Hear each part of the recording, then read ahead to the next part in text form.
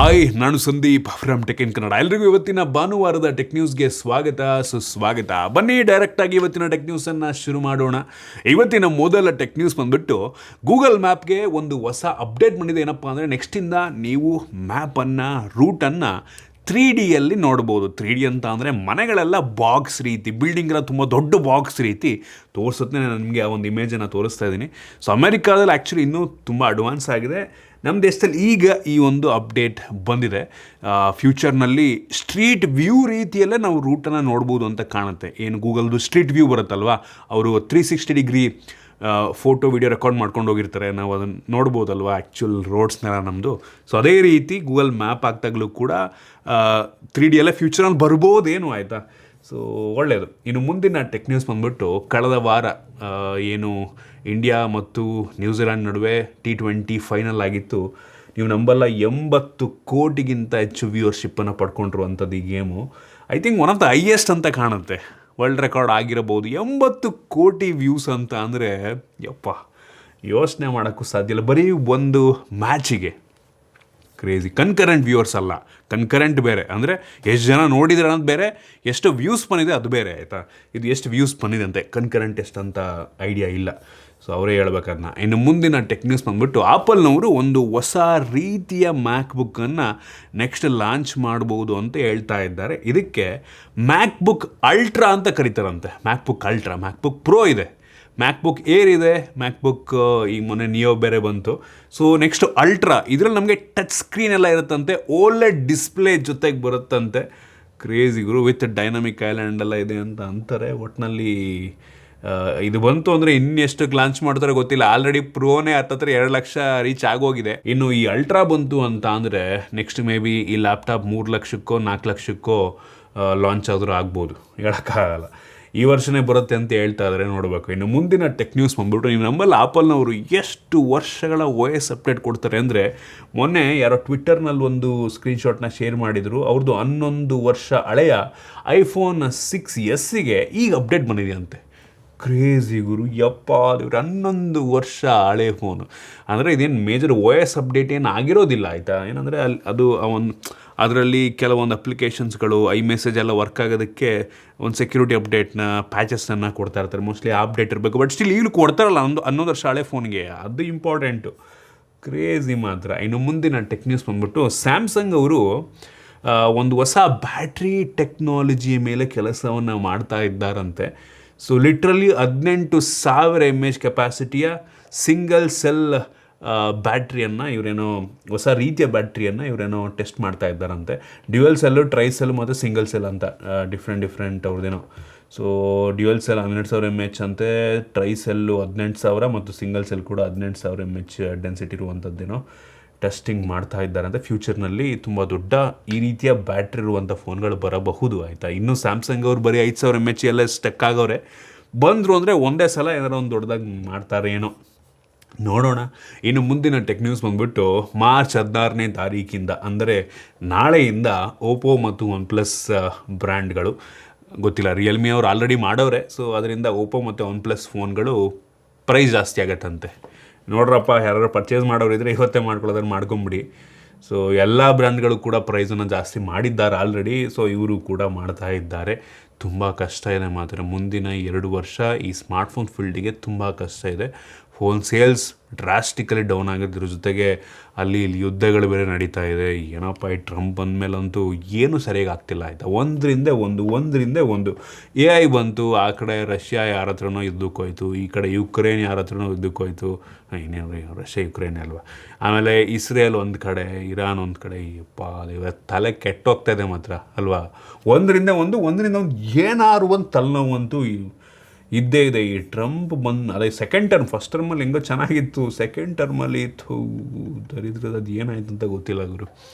ಇನ್ನು ಮುಂದಿನ tech news ಬಂದ್ಬಿಟ್ಟು TVS ಅವರು ಒಂದು ಹೊಸ ಎಲೆಕ್ಟ್ರಿಕ್ ಸ್ಕೂಟ್ರನ್ನ ಲಾಂಚ್ ಮಾಡಿದ್ದಾರೆ. ಸೊ ಆರ್ಬಿಟಾರ್, ಚೆನ್ನಾಗಿದೆ ಹೆಸರು ಒಂಥರ, ಆರ್ಬಿಟಾರ್ V1 ಅಂತ. ಸೊ ಇದು ಸ್ಟಾರ್ಟಿಂಗ್ BAS ಮಾಡೆಲ್, ಅಂದರೆ ನೀವು ಬ್ಯಾಟ್ರಿಯನ್ನು EMI ಮುಖಾಂತರ ತಗೊಳ್ಳೋವಂಥದ್ದು. ಸೊ ಆ ಮಾಡೆಲ್ ನಿಮಗೆ 49,999 ರೂಪಾಯಿಗೆ ಸಿಗ್ತಾ ಇದೆ ಆಯಿತಾ. ಸೊ ವಿತ್ ಬ್ಯಾಟ್ರಿ ನೀವು ತೊಗೋತೀರಾ ಅಂದರೆ 85,000 ರೂಪಾಯಿಗೆ ಶೋರೂಮ್ ಇದೆ. ಪ್ರೈಸ್ ಓಕೆ, ಬಟ್ ಏನಕ್ಕೆ ಅಂದರೆ ಬ್ಯಾಟ್ರಿನೂ ಕೂಡ ಸಣ್ಣದೇ ಆಯಿತಾ, ಬರೀ 1.8 ಕಿಲೋ ವ್ಯಾಟರ್ ಬ್ಯಾಟ್ರಿ ಇದು.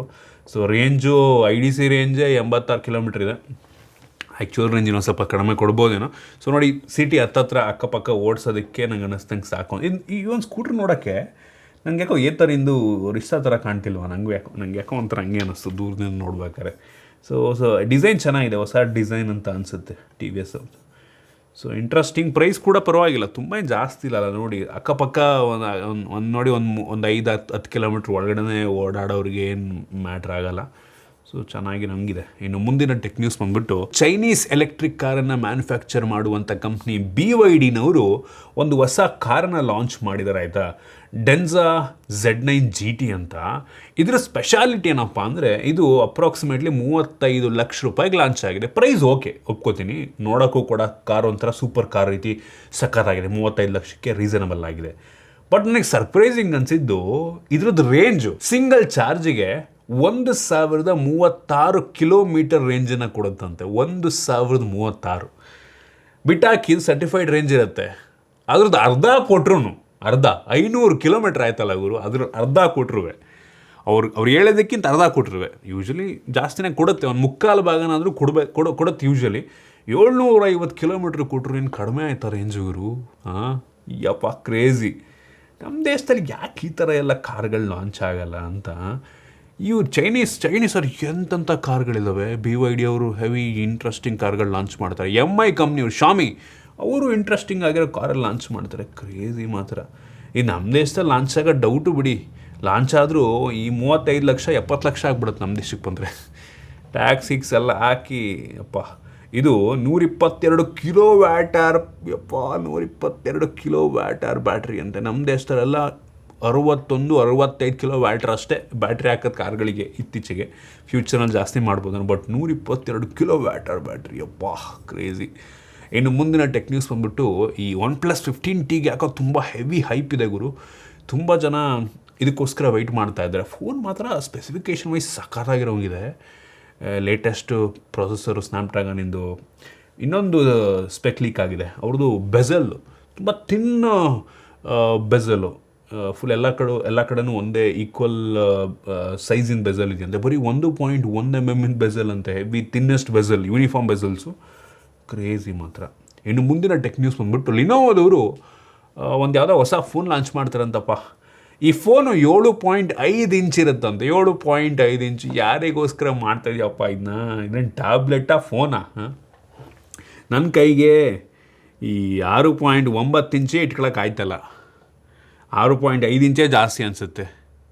ಇನ್ನು 7.1 ಇಂಚ್ ಇಟ್ಕೊಂಬಿಟ್ರೆ ಫೋನ್ ಏನಾಗ್ಬೋದು ಅಂತ ಯೋಚನೆ ಮಾಡ್ತಾಯಿದ್ದೀನಿ. ಕ್ರೇಜಿ ಮಾತ್ರ. 7.5 ಇಂಚು ಮುಂಚೆ ಬರೋದೇನಪ್ಪ ಅಷ್ಟು ದೊಡ್ಡ ಫೋನುವೆ, ಈ ಒಂದು 5-6 ವರ್ಷ ಮುಂಚೆ. ಇನ್ನು ಮುಂದಿನ ಟೆಕ್ ನ್ಯೂಸ್ ಬಂದ್ಬಿಟ್ಟು, ಆಪಲ್ನವರು 2 ಹೊಸ ಸ್ಟುಡಿಯೋ ಡಿಸ್ಪ್ಲೇನ ಲಾಂಚ್ ಮಾಡಿದ್ರು ಮೊನ್ನೆ ಅವ್ರ ಲಾಂಚಿಂಗ್ ಇವೆಂಟಲ್ಲಿ. ಸೊ ಒಂದು ಸ್ಟುಡಿಯೋ ಡಿಸ್ಪ್ಲೇ ಮತ್ತು ಇನ್ನೊಂದು ಸ್ಟುಡಿಯೋ ಡಿಸ್ಪ್ಲೇ XDR ಅಂತ ಆಯಿತಾ. ಸೊ ಎರಡೂ ಕೂಡ ನಾನು ಆ್ಯಕ್ಚುಲಿ ಟ್ರೈ ಮಾಡಿದೆ ಮೊನ್ನೆ, ಆ ವಿಡಿಯೋ ತೋರಿಸ್ತಾ ಇದ್ದೀನಿ. ಸಾಕಾಗಿದೆ ಡಿಸ್ಪ್ಲೇ ಆಯಿತಾ. ಸೊ ಈ ಸ್ಟುಡಿಯೋ ಡಿಸ್ಪ್ಲೇಗೆ 1,90,000 ರೂಪಾಯಿ. ಸ್ಟುಡಿಯೋ ಡಿಸ್ಪ್ಲೇ XDRಗೆ 2 ಲಕ್ಷ ರೂಪಾಯಿ.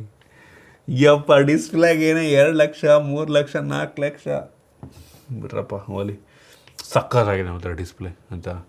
5K ರೆಸೊಲ್ಯೂಷನ್ ಡಿಸ್ಪ್ಲೇ ಎರಡೂ ಇಂಥ ಡಿಸ್ಪ್ಲೇ ಅಂತೀರಾ. ಈ XDRಲ್ಲಿ ನಿಮಗೆ 120 ಹರ್ಟ್ಸಿಂದು ಡಿಸ್ಪ್ಲೇ ಸಿಗುತ್ತೆ, ಇನ್ನೊಂದು ನಾರ್ಮಲ್ 60 ಹರ್ಟ್ಸು. ಬಟ್ ಸ್ಟಿಲ್ ಇಷ್ಟೊಂದು ಪ್ರೈಸ್ ಅಂತ. ಬಟ್ ನೀವೇನಾದರೂ ಹೆವಿ ಸೀರಿಯಸ್ ತುಂಬ ದೊಡ್ಡ ಬಿಸ್ನೆಸ್ ನಡೆಸ್ತಾ ಇದ್ದರೆ, ಬಡ್ಜೆಟ್ ಇದ್ದರೆ, ನಿಮ್ಮದು ಎಡಿಟಿಂಗ್ ಪರ್ಪಸ್ಸಿಗೆ ಒಂದು ಡಿಸ್ಪ್ಲೇ ಬೇಕು ಅಂದರೆ ಸಖತ್ತಾಗಿದೆ, ಅಲ್ಟಿಮೇಟ್ ಆಗಿದೆ ಅಂಥವ್ರು ನೋಡ್ರಪ್ಪ ಒಂದು ಆಪ್ಷನ್ ಇಟ್ಕೋಬೋದು. ನನಗೇನು ಡಿಸ್ಪ್ಲೇ ಇಷ್ಟ ಆಯಿತು, ಪ್ರೈಸ್ ಇಷ್ಟ ಆಗಲಿಲ್ಲ ಆದರೆ. ಇದಿಷ್ಟು ಇವತ್ತಿನ ಟೆಕ್ ನ್ಯೂಸ್. ಐ ಹೋಪ್ ನಿಮಗೆ ಇವತ್ತಿನ ಟೆಕ್ ನ್ಯೂಸಲ್ಲಿ ಕೆಲವೊಂದು ಹೊಸ ವಿಷಯ ತಿಳೋಕ್ಕೆ ಸಿಕ್ಕಿದೆ ಅಂತ ಅನ್ಕೋತೀನಿ. ಇಷ್ಟ ಆಗಿದ್ರೆ ಲೈಕ್ ಮಾಡಿ, ಶೇರ್ ಮಾಡಿ. ಇದೇ ರೀತಿ ನಮ್ಮ ಬೇರೆ ಬೇರೆ ವೀಡಿಯೋಗಳಿಗೆ ನಮ್ಮ tech in Kannada YouTube channel subscribe ಮಾಡ್ಕೊಂಡಿಲ್ಲ ಅಂದರೆ ಇಲ್ಲೇ ಸಬ್ಸ್ಕ್ರೈಬ್ ಮಾಡ್ಕೊಳ್ಳಿ ಮತ್ತು ಬೆಲ್ ಐಕನ್ ಕೂಡ ಕ್ಲಿಕ್ ಮಾಡ್ಬೋದು. ಸಿಗೋಣ ಮತ್ತೆ ಮುಂದಿನ ವೀಡಿಯೋದಲ್ಲಿ.